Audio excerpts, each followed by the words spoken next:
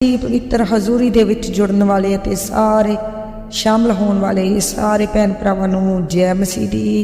तां परमेश्वर दे लोगो, जेकर तुसीं अज परमेश्वर दे हजूरी दे नेड़े चल रहे हो, परमेश्वर दे नेड़े चल रहे हो अते परमेश्वर दी उस समर्थ नूं ओ परमेश्वर दे नाल जुड़ना चाहुंदे हो, तां अपने जीवन विच असीं परमेश्वर दी उस समर्थ अते परमेश्वर नाल किवें जुड़ सकदे हां, किवें वो परमेश्वर की उस समर्थ नूं पा सकते हैं। तो आओ परमेश्वर के लोगो, आओ असी अज इस वचन नूं पढ़ांगे कि असी किवें परमेश्वर के उस समर्थ नूं, परमेश्वर के किवें असी नेड़े जा सकते हैं। तो आओ असी पढ़िए लेविया उसका 26 अध्याय उसका 3 वचन आपां पढ़ांगे। जे तुसी मेरियां विधियां विच चल के मेरे हुक्मां नूं मन्नोगे अते पूरा करोगे, आमीन, हालेलुया। परमेश्वर तेरी स्तुति होवे इस वचन के द्वारा। तो परमेश्वर के लोगो, परमेश्वर इस वचन दे विच आख रहा कि मेरी आज्ञा, मेरी व्यवस्था दा पालन, ये वचन सानू परमेश्वर दा साडे जीवन दे विच वो आज्ञा दे बारे विच कर रहा है कि जेकर हर एक जीवन परमेश्वर की आज्ञा के अनुसार चलेगा ते परमेश्वर की व्यवस्था का पालन करेगा। वो पालना, वो व्यवस्था की पालना असी किवें कर सकते हैं, किवें परमेश्वर की आज्ञा दे विच चल सकते हैं। ये वचन साडे जीवन दे विच, हर एक उस जीवन दे विच जो परमेश्वर के नेड़े है, परमेश्वर के नेड़े चल रहे हैं, हर एक जीवन के बारे विच परमेश्वर का वचन सानू रात दिन पढ़ना है, परमेश्वर की आज्ञा विच चलना है, क्योंकि परमेश्वर का वचन शहद तो भी मिठा है।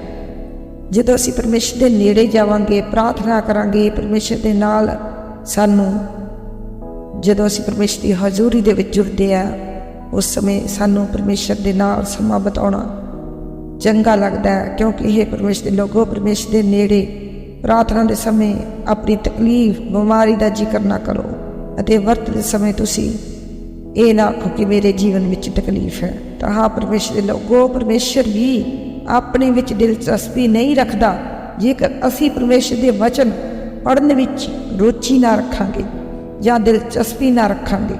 जेकर असी परमेश्वर नूं प्यार करांगे, परमेश्वर भी सानू प्यार करेगा।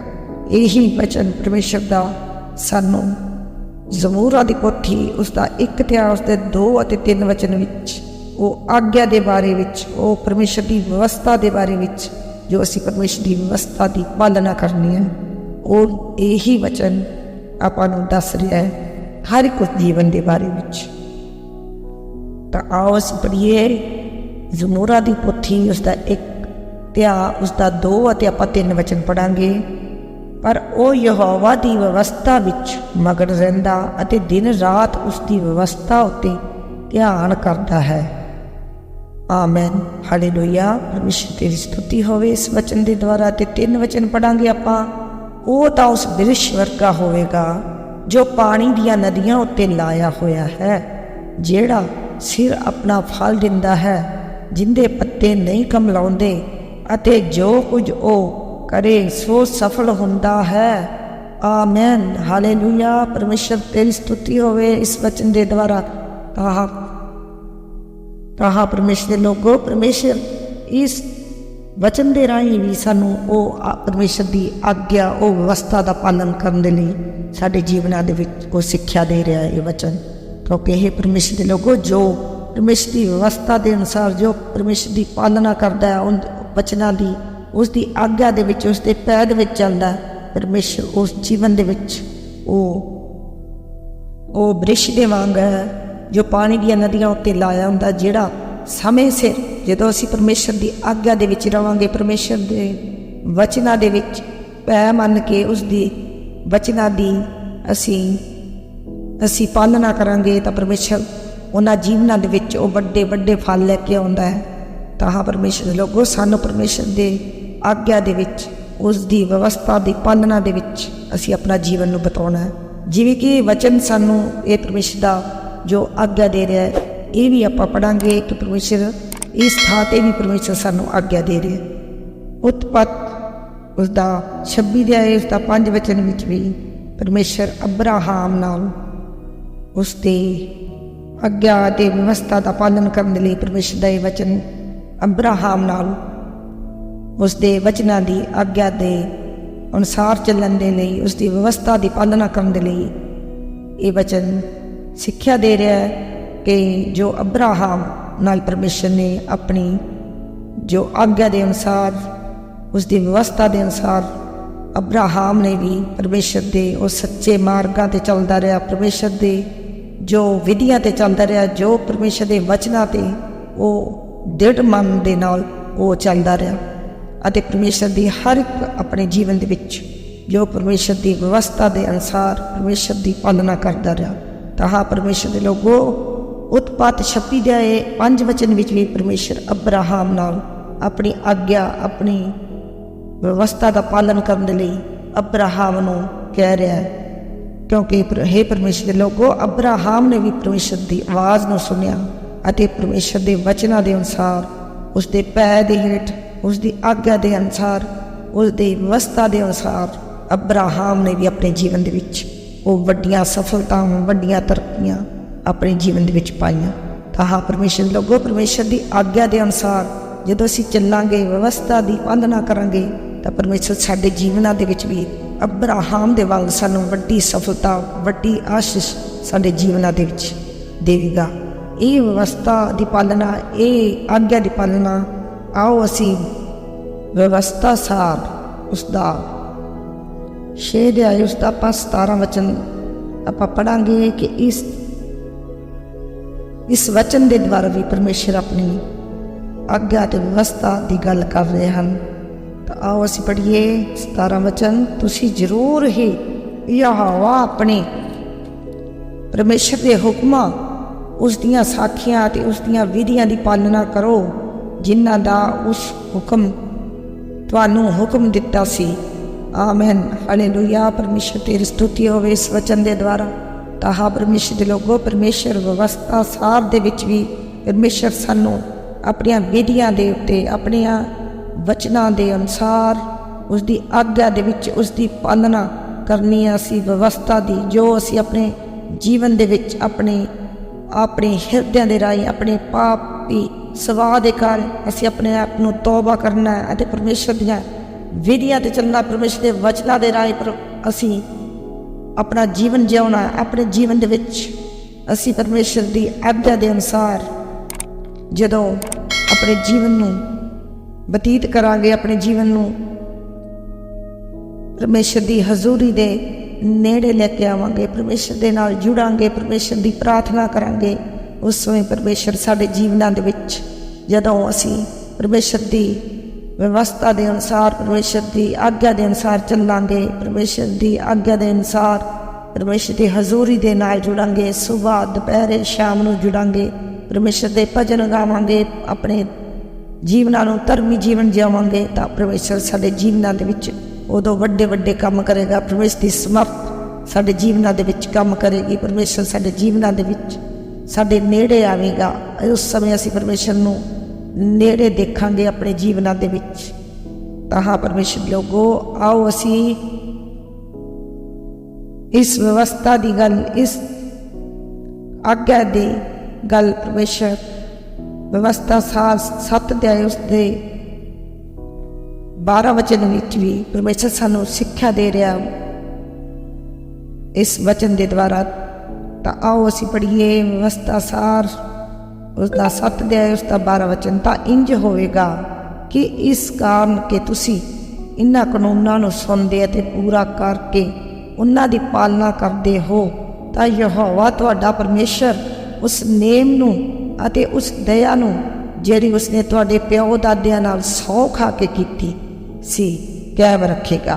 आमीन हालेलुया। परमेश्वर तेरी स्तुति होवे इस वचन के द्वारा। तां परमेश्वर लोगों परमेश्वर का वचन इस अध्याय दे विच इस वचन के द्वारा सानू सिक्ख्या दे रहा है कि परमेश्वर ने जो तुहाडे प्यो दादियां नाल को प्रतिज्ञा वो नेम वो वचन किया सी तां हे परमेश्वर लोगों परमेश्वर ਜਦੋਂ ਅਸੀਂ ਪਰਮੇਸ਼ਰ ਦੇ ਹੁਕਮਾਂ ਨੂੰ ਮੰਨਦੇ ਹਾਂ, ਪਰਮੇਸ਼ਰ ਦੇ ਹੁਕਮਾਂ ਦੇ ਅਨੁਸਾਰ ਅਸੀਂ ਉਹ ਜੀਵਨ ਜਿਉਂਦੇ ਹਾਂ, ਤਾਂ ਪਰਮੇਸ਼ਰ ਸਾਡੇ ਜੀਵਨਾਂ ਦੇ ਵਿੱਚ, ਜਦੋਂ ਅਸੀਂ ਪਰਮੇਸ਼ਰ ਦੇ ਹੁਕਮਾਂ ਦੀ ਪਾਲਣਾ ਕਰਦੇ ਹਾਂ, ਪਰਮੇਸ਼ਰ ਦੀ ਵਿਵਸਥਾ ਦੀ ਪਾਲਣਾ ਕਰਦੇ ਹਾਂ, ਅਸੀਂ ਆਪਣੇ ਜੀਵਨਾਂ ਨੂੰ ਉਸ ਦੇ ਅਨੁਸਾਰ ਆਗਿਆ ਦੇ ਵਿੱਚ ਚੱਲਦੇ ਹਾਂ, ਧਰਮੀ ਜੀਵਨ ਜਿਉਂਦੇ ਹਾਂ, ਤਾਂ ਹਾਂ ਪਰਮੇਸ਼ਰ ਲੋਕੋ ਸਾਡੇ ਜੀਵਨ ਵਿੱਚ ਕੋਈ ਕਲੇਸ਼, ਕੋਈ ਗਲਤਫਹਿਮੀ ਸਾਡੇ ਜੀਵਨਾਂ ਦੇ ਵਿੱਚ ਨਹੀਂ ਰਹੂਗੀ। ਪਰਮੇਸ਼ਰ ਸਾਡੇ ਘਰ ਪਰਿਵਾਰਾਂ ਦੇ ਵਿੱਚ, ਇਸ ਵਚਨ ਦੇ ਵਿੱਚ ਵੀ ਪਰਮੇਸ਼ਰ ਸਾਨੂੰ ਆਗਿਆ ਅਤੇ ਵਿਵਸਥਾ ਦੀ ਪਾਲਣਾ ਕਰਨ ਦੇ ਲਈ ਕਹਿ ਰਿਹਾ ਹੈ। ਜਿਵੇਂ ਕਿ ਆਪਾਂ ਪੜ੍ਹਦੇ ਹਾਂ, ਇਸ ਤਰ੍ਹਾਂ ਇਸ ਵਚਨ ਦੇ ਦੁਆਰਾ ਵੀ ਪਰਮੇਸ਼ਰ ਸਾਨੂੰ ਆਗਿਆ ਦੇ ਰਿਹਾ ਉਸ ਵਿਵਸਥਾ ਦੀ ਪਾਲਣਾ ਕਰਨ ਦਾ।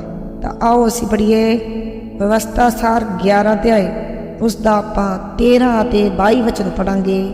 ਤਾਂ ਆਓ ਅਸੀਂ ਪੜ੍ਹੀਏ 13 ਵਚਨ ਨੂੰ।